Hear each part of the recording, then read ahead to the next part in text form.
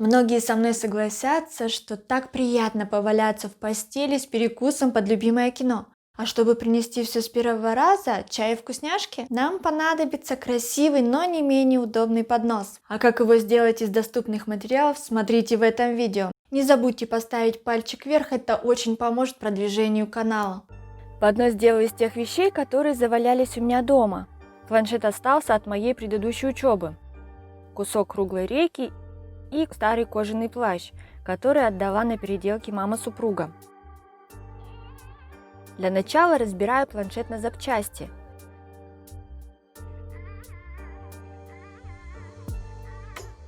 При помощи ножа и круглогубцев отрываю рейки.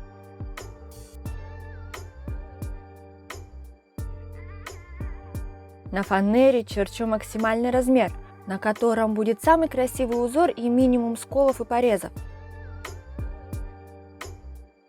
Из круглой рейки вырезаю будущие ручки, а прямоугольные будут проходить по периметру будущего подноса. Итак, у меня получились детали: фанерное основание, рейки по периметру и ручки. Теперь это все нужно хорошенько ошкурить.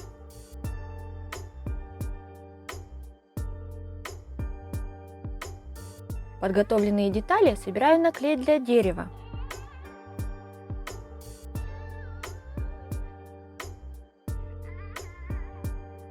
И я не могу обойтись без своих любимых линеек. Это будут декоративные детали. Я уже не в первый раз использую их. В видео про держателей книг они были самым главным элементом декора. Если вы не смотрели его, то подсказка в углу экрана или по ссылке в описании. Отмеряю длину и канцелярским ножом отрезаю все лишнее.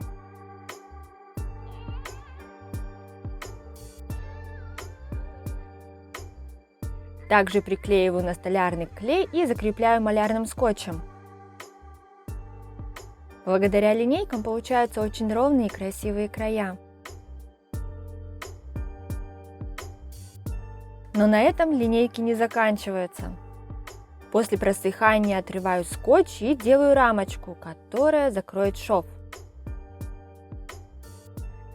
Нарезаю все линейки для рамочки нужного размера и отмечаю линии, где они будут приклеиваться. Так как этот старый плащ был уже ранее окрашен марганцовкой, он коричневого цвета с зеленоватым оттенком, и я не смогла подобрать подходящую морилку.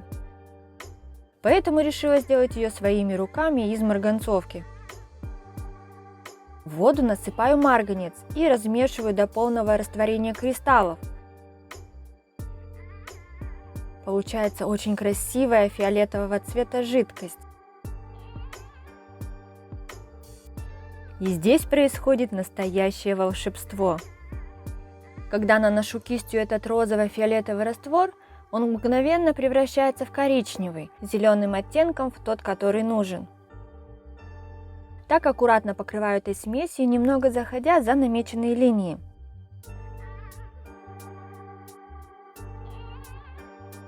Крашу на 3 слоя с хорошей просушкой между ними.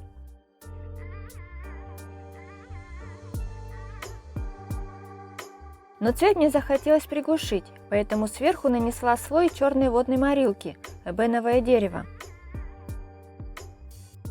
Таким образом я получила стопроцентное совпадение цветов, замши и древесины. Так как эти водные морилки подняли ворс, а мне хочется очень гладкой и ровной поверхности, хорошо ошкуриваю средней шкуркой и полирую самой мелкой. Протираю влажной тряпкой и приклеиваю импровизированную рамку из линеек к подносу.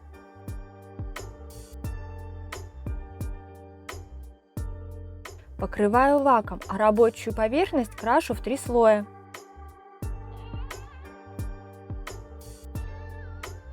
Дело дошло до замшевых ручек. На подносе нахожу середину, размечаю, где будут ручки. Но чтобы замшевая ручка хорошо держала форму, буду ее укреплять, угадайте чем? Да-да, линейками.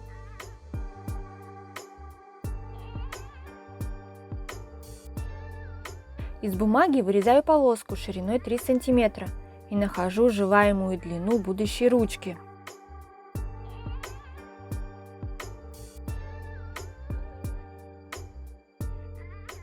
По этому лекалу из замши вырезаю 4 прямоугольника. Лучше это делать ножом, чтобы срезы получились очень ровные. Из линеек вырезаю 4 вставки. Отмечаю линию, по которой будет сшиваться деталь. На машинке откладываю отделочную строчку до середины, а потом складываю эту деталь пополам. В верхней части получается отверстие, в которую будет вставляться кусочек линейки. На намеченные места приклеиваю замшевые ручки.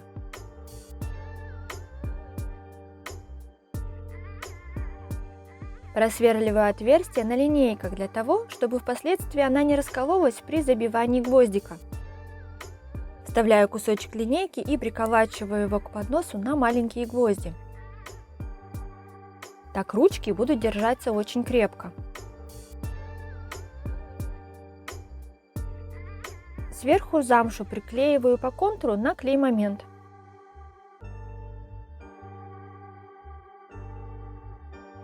Вставляю деревянную ручку в кожаные крепежи и поднос готов.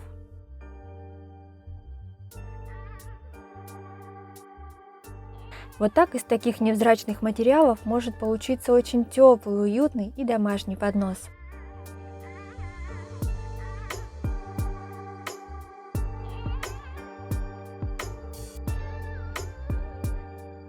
Если вам понравилось это видео, не забудьте поставить пальчик вверх и подписывайтесь на канал, чтобы ничего не пропустить.